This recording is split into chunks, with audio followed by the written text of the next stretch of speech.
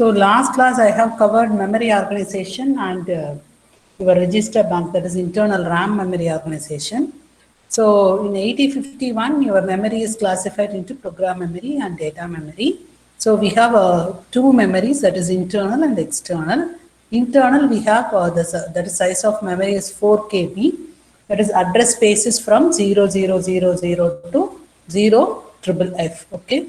And in case of external memory, that is 64 KB. And considering your RAM, that is data memory, it is divided into internal and external. So internal memory size 128 byte and external memory size 64 KB. Okay. So here, suppose in case of 4 KB internal RAM, the address space is from 000 to 0FFF. If the address space, that is program, exceeds this value, your microcontroller will automatically fetch the codes from the external memory. So for that case, your EA must be pulled high. That is, EA pin should be connected to your plus 5 voltage. So during, suppose if EA is equal to 1, so your CPU first fetches the instructions from internal memory in the address range of 000 to 0FFF. If it is exceeded, it automatically fetches the code from the external memory. So second case is completely ignore the internal memory and accessing the external memory. For that case, EA should be connected to ground. That is, EA must be pulled low. Okay. So regarding our internal RAM, it is divided into 3 space. That is, one is general purpose register, other one is the bit addressable, and third one is the scratch pad memory. It is divided into upper 128 bytes and lower 128 bytes. So almost all the modern variants of 8051 have 256 bytes of RAM. Okay. So that is divided into lower 128 bytes and upper 128 bytes. So here it is divided into 3 parts. The first one is the general purpose register. So we have 4 register banks, bank 0, bank 1, bank 2 and bank 3. And each register, that is each bank consists of 8 8-bit register. So totally 4 into 8, 32 bytes will be allocated for your general purpose register. Okay. And next one is the bit addressable area. So the addressing ranges from 22, that is address ranges from 22 to F. So 60 bytes will be allocated for your bit as well as byte addressable memory location. And remaining 80 bytes will be utilized for scratch pad memory. So this memory is mainly for user programs. Okay.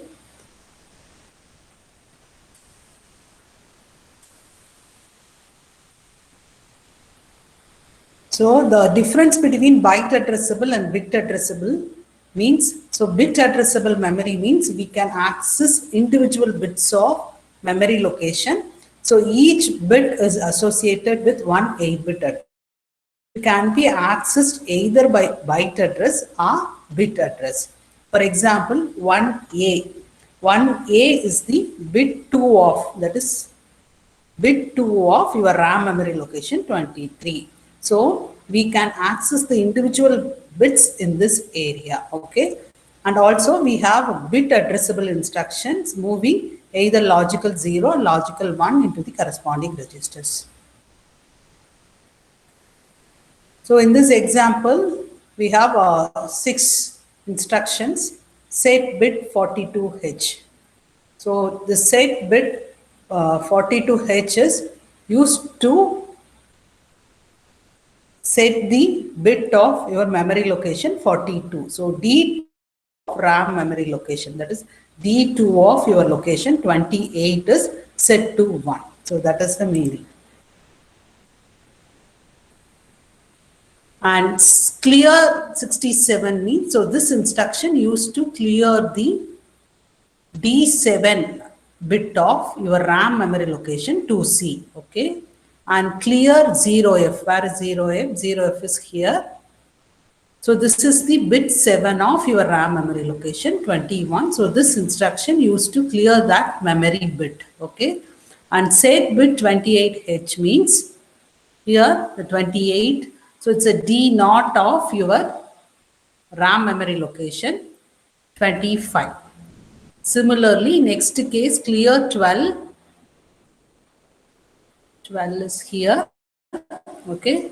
So this is the D2 bit of 22 and set bit 5. So this is the D5 bit of memory location 20. Okay.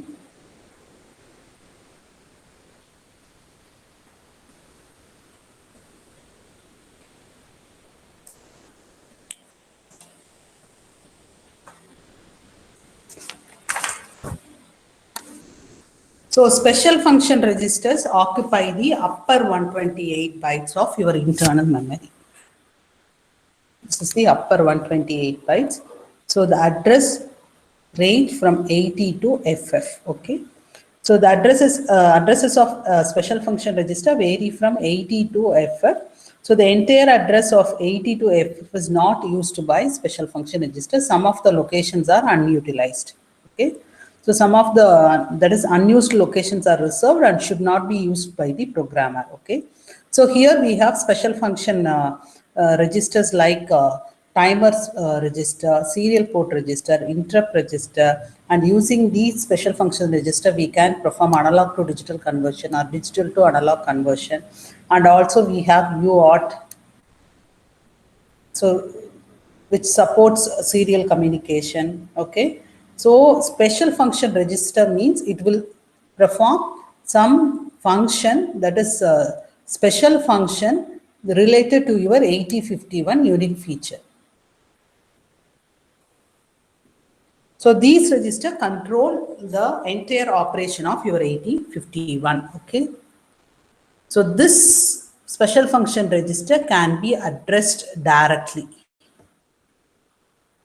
Direct address can be used to access the individual registers of special function register. So direct addressing is used to access special function register. So this diagram shows the entire summary of your 8051 on-chip data memory. So 32 bytes, 16 bytes, and 80 bytes, and remaining 82 FF will be utilized for special function register. So this is these are the special function registers. So this table provides you the function and also internal RAM memory address of your special function register. We will see one by one. Okay. So what is the first register? Please tell me. Already you are aware of all the registers. Accumulator. What is accumulator? What is the purpose of accumulator? It stores the data and performs arithmetic operations on the arithmetic and logical operations. Okay. It is used to perform arithmetic logic operation. It is a 8-bit register, and internal address of accumulator is E0. Please note it down. So in your programs, either you can use A or E0. So this register can be accessed either by address E0 or register A. Okay. So next one is the B register. What is the purpose of this register? For performing arithmetic operations, second value storing the. Okay, mainly it is for it is mainly used for multiplication and division. Okay, so it is also a 8-bit register. This register can be represented either by register name or internal address F0. So the internal address of B register is F0. And next one is the DPH and DPL. It is a memory pointer that is addressing external memory. So DPL has separate address and DPH has separate address. So the internal address of DPH is 83 and DPL is 82. Please note down internal address. These addresses are very important doing your programs. Okay. Sometimes in your program, they have included this internal address instead of accumulator. Okay. And next one is the IE register. So IE register is the, please note it down, it's an interrupt enable register. It is also a 8-bit register to enable or disable the 80.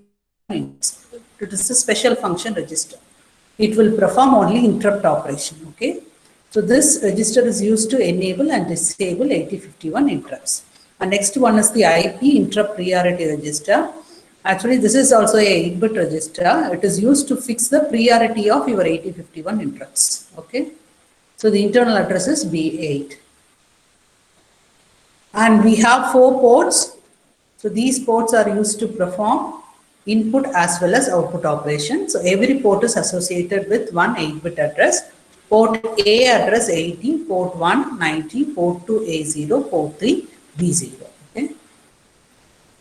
So next one is the PCON register, that is power control register. So this register is mainly for serial communication. That is, this register is used to set the baud rate for serial communication. It is used to configure the baud rate. What is baud rate? What is baud rate? So it's important terminology in serial communication. Now what is baud rate, ma'am?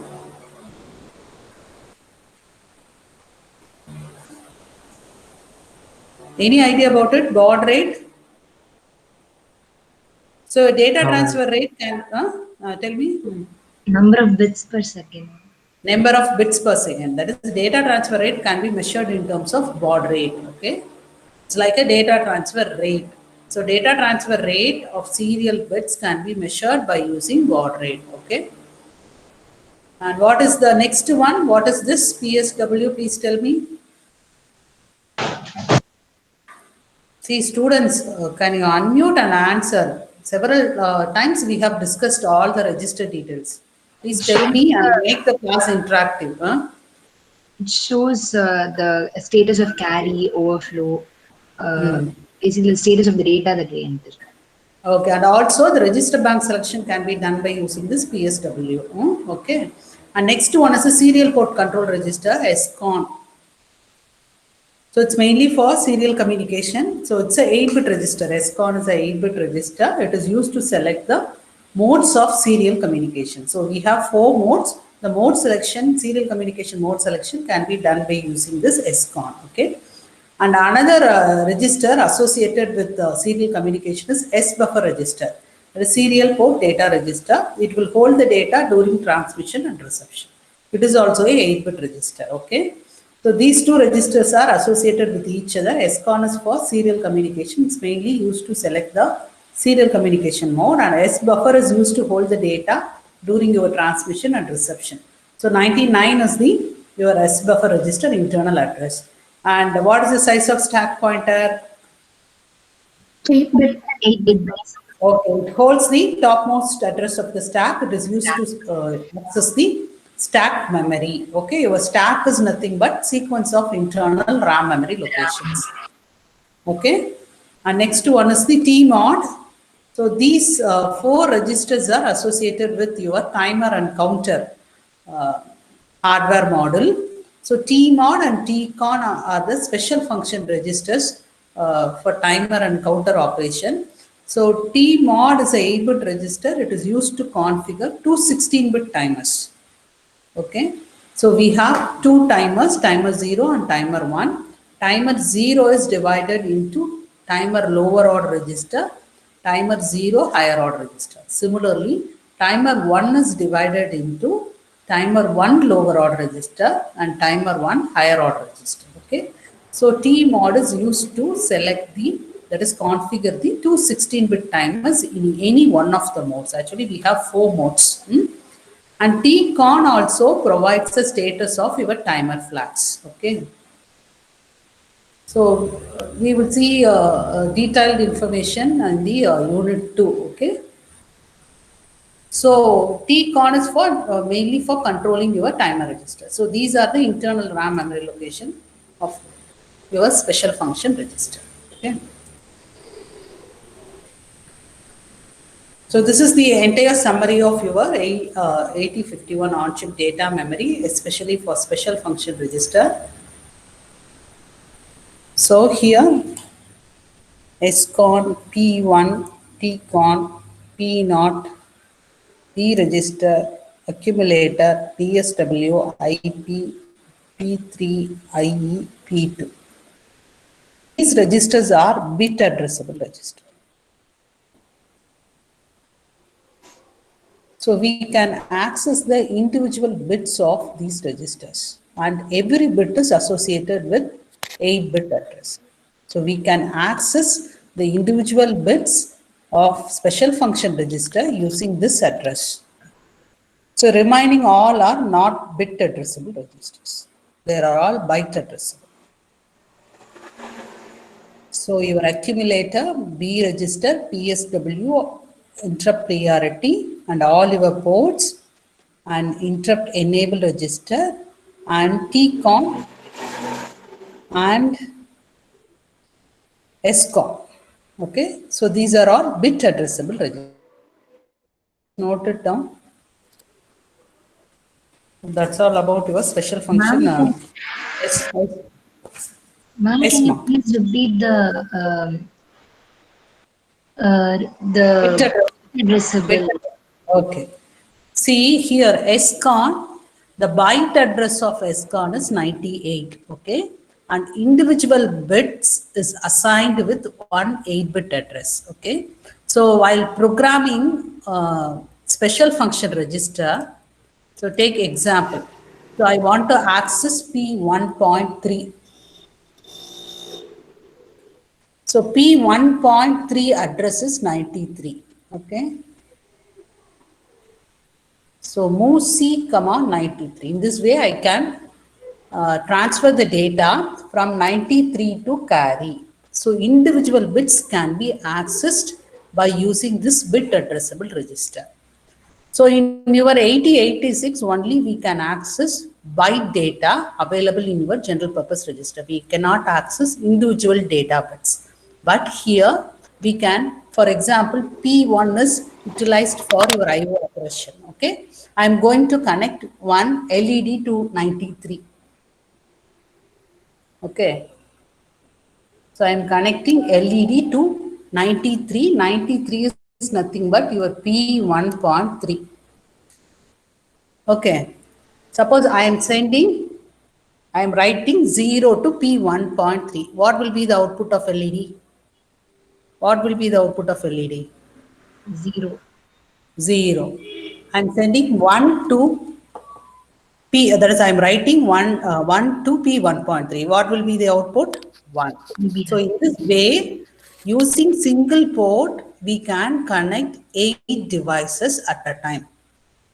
So using a bit addressable area, we can control 8 the devices parallelly. So that is the concept. So individually, I can program, I can connect and program the devices. So that is the concept. That is the difference between bit addressable and byte addressable. So individual bits can be set or reset by programs. Is that clear? Ma'am, but setting individual bits seems a lot more easier than accessing byte addressable. Actually, this take 1 byte. Okay. Suppose I'm using, once again.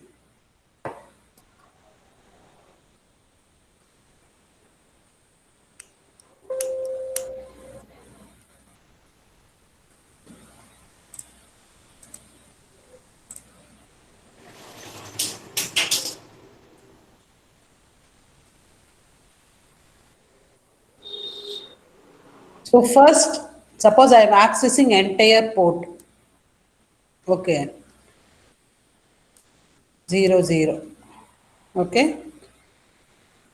After that, I have to move this to P2.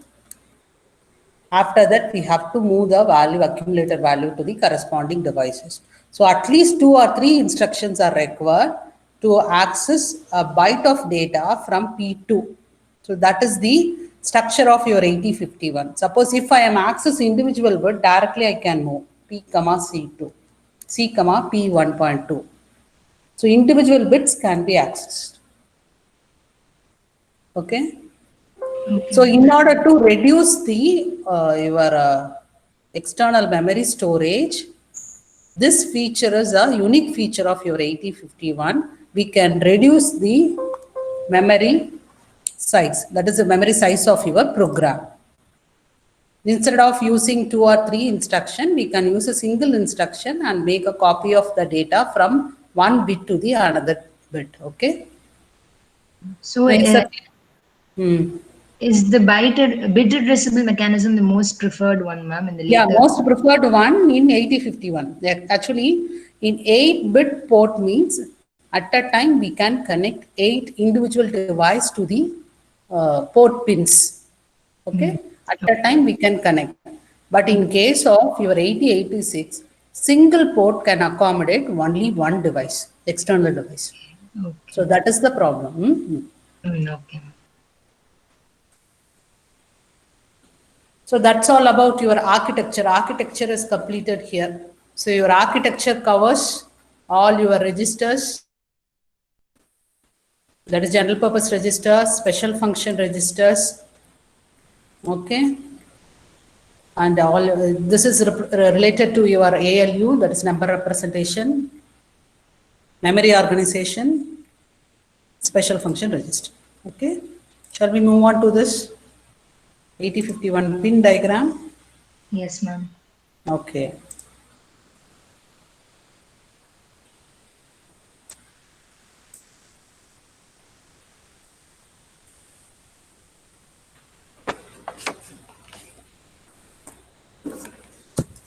So your 8051 is a 40-pin DIP IC. So many pins are multi-functional, okay? See, we have 4 ports, okay? Port 0, port 1, port 2 and port 3. So 4 into 8, 32. So 32 pins are utilized for I/O operations.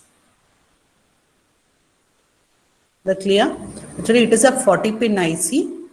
So most of the pins are multifunctional. That is, for example, your P0 can be configured as input or output port. Okay, input as well as output port. When external memory is connected, it can provide address information. That is lower order address information.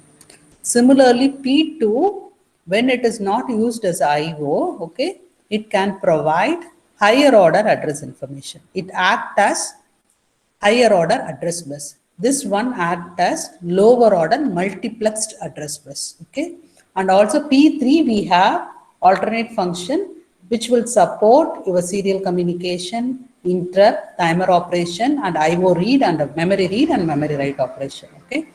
So what about remaining 8 pins are remaining pins? So one is VCC, okay. Another one is ground, okay. And these two for your external crystal oscillator. So crystal oscillator frequency is the basic internal clock frequency of your 8051. So this will provide the frequency. So externally crystal oscillator must be connected, okay.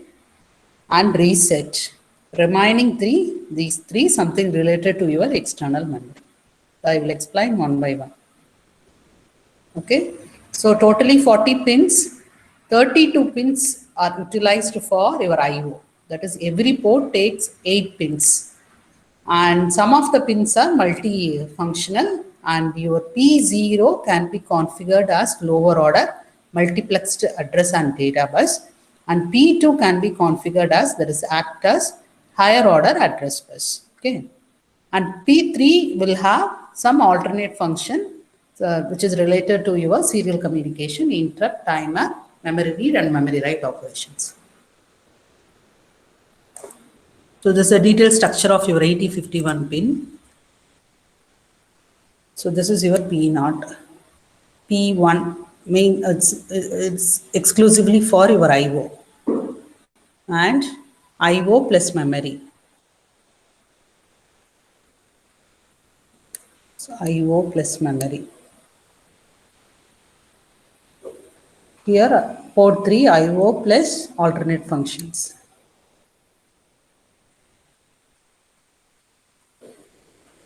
So These 4 are bidirectional.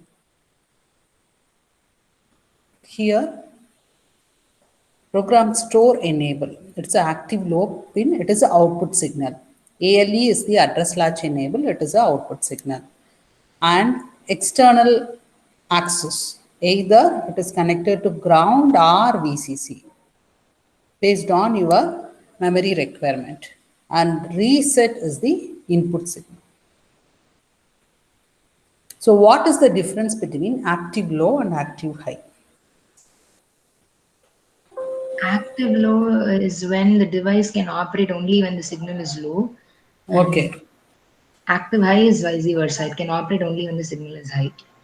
So when active low, when the signal is active low means suppose your program store enable is the active low. So this signal is recognized only by the 8051 microcontroller when signal goes low. That is your signal is low means your 8051 will recognize the signal. Otherwise program store enable is disabled. Okay. So that is the difference between active low and active high. So how many pins are active low and how many pins are active high in 8051? Please count and tell me.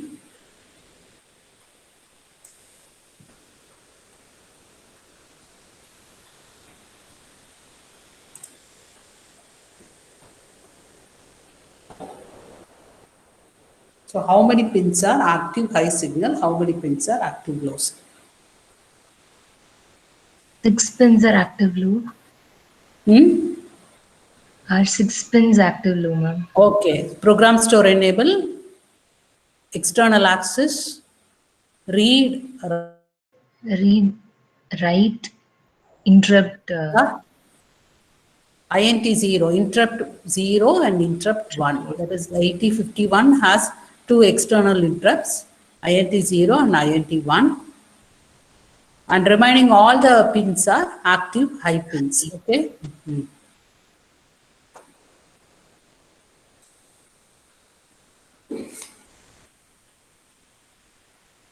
So next one is your crystal oscillator. So what is the purpose of crystal oscillator? Frequency generation. 1 second, ma'am. 1 second.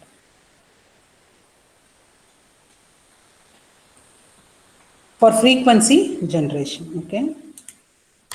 So the 8051 circuitry, this is the crystal oscillator circuitry.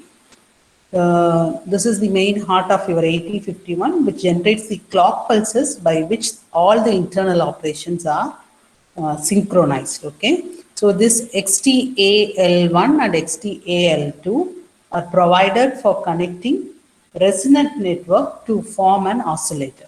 Okay, so this one are provided for connecting resonant network to form an oscillator. Okay. So this crystal frequency is the basic internal frequency of your 8051. So the minimum frequency 1 megahertz and maximum frequency 60 megahertz. Okay. So this crystal oscillator used to generate clock signal to your microcontroller, 8051 microcontroller. Okay. And 8051 has on-chip clock oscillator. It requires quartz crystal, that is 12 megahertz crystal, to be connected between XTAL1 and XTAL2. Okay, is that clear? So here you have to connect this circuitry. So 12 megahertz is the frequency of your 8051. That is internally divided by 12. This 12 megahertz is internally divided by 12. Okay. So this will determine the basic internal clock frequency of your 8051 microcontroller. Okay.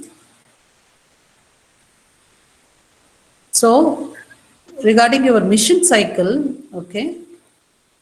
So your frequency is 12 megahertz. Okay. Is that right? Here we have how many clock cycles here? How many clock cycles? So this is called one mission cycle. So this one mission cycle consisting of 12 clock periods. 2 clock period is called one T state. Okay. So every instruction requires mission cycle to execute a instruction, okay? So time period for one clock cycle is equal to 1 divided by f, 1 divided by 12 megahertz. Okay, that is the execution time period. So each mission cycle consists of 12 clock periods. So which is nothing but 6 T states.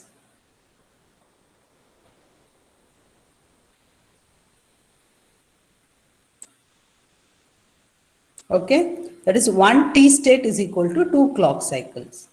So time period of 1 T state is equal to 2 into time period of 1 clock cycle. So what is the value? 1 by 6 microsecond. Okay. So time period of 1 mission cycle is equal to 6 into 1 by 6, 1 microsecond.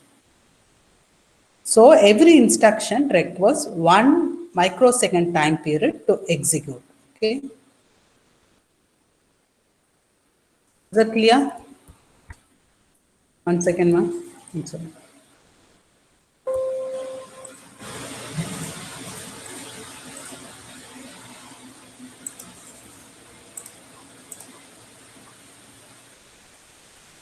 So what is mission cycle basically? What is mission cycle? The time interval during which the machine operates. So what operations to be performed?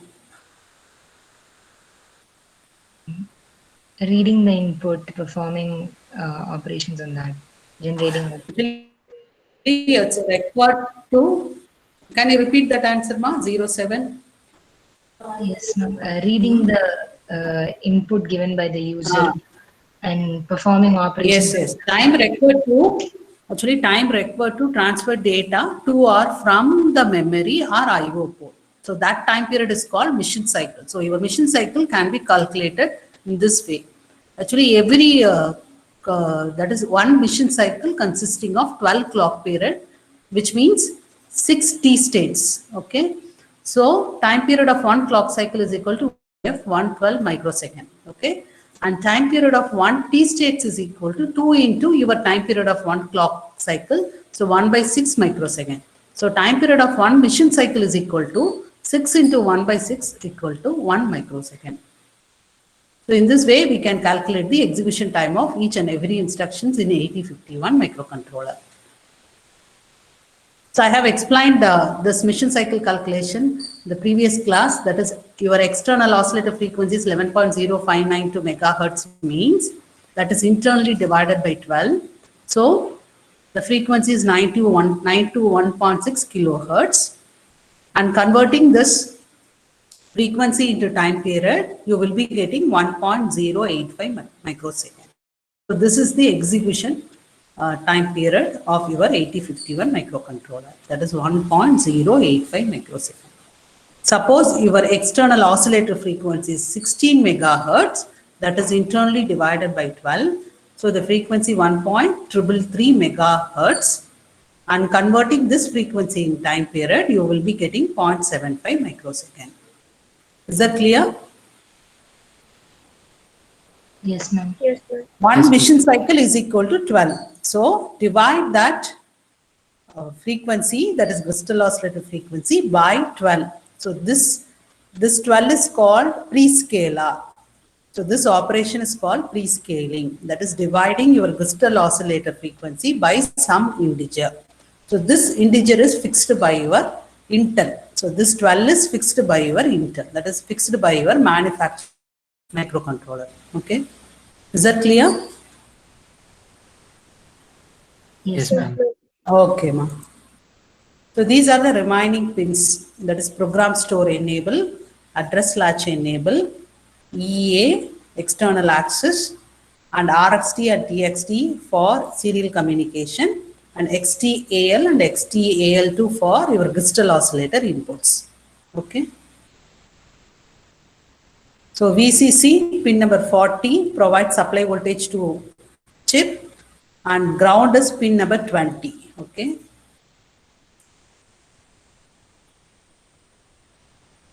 So reset. So one pin is allocated for reset, power on reset. Okay, when reset pin is activated high, your microcontroller will reset. So when reset is activated, all the registers will be cleared except your stack pointer. Except your stack pointer, all the registers are cleared. And all your RAM memory contents are 0. Okay. So high pulse must be high at least for 2 mission cycles in case of your reset. That is, the reset signal should be held high for at least 2 mission cycles to be recognized by your 8051 microcontroller. Okay. And next pin is the address latch enabled. So this one is actually this pin details I have already explained. So it's mainly used to demultiplex the address and data lines. Okay. Your P0 holds multiplexed address and data information. When ALE is 0, it will provide address information, otherwise data information.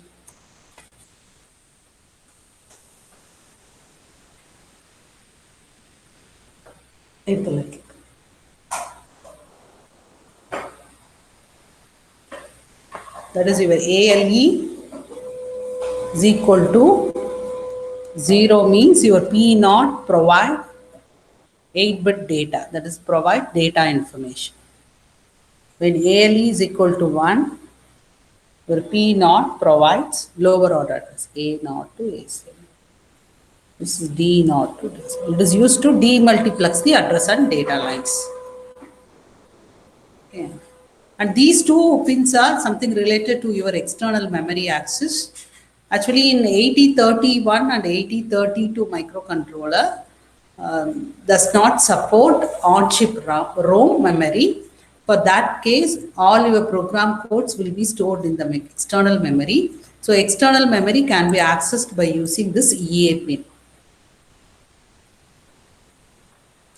Okay, when EA is connected, it's active low pin. When it is connected to VCC, internal memory is accessed. Please note it down, internal memory accessed. When EA is connected to ground, external memory is accessed. So this symbol is active low. So for external memory accessing, 3 pins are mainly used. That is program store enable, ALE and EA. And program store enable is an active or low output signal. It is used to activate enable signal of your external ROM. External ROM. So this is connected to the output pin of your. So that's all about your pin diagram. Next class we will see about the addressing modes. Do you have any doubts? No. Okay. Any other doubts? Students, do you have any doubts? No, ma'am. No, okay. Yes. I have a doubt, ma'am. What is G pin, ma'am? G What is pin. G pin. G? Yes, ma'am. Next slide, ma'am. First stage. Next slide. Yes, ma'am. In the slide, Liama? Yeah, ma'am. Last. Yes, ma'am.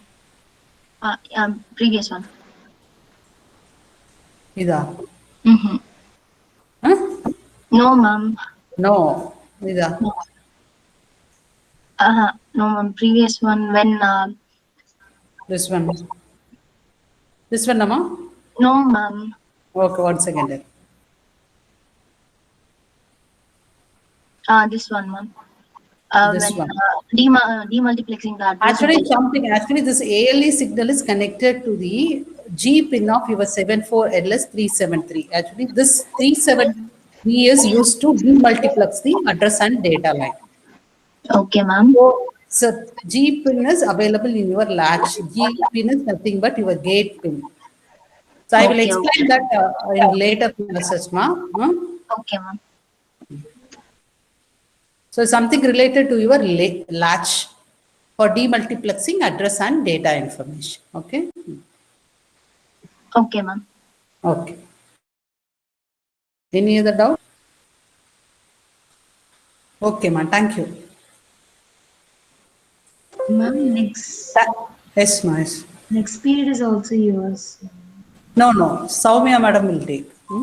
Okay, ma'am. From 1:30 to 2:25. Okay. Okay. Thank you, ma'am. என்னம்மா சொல்லுங்க.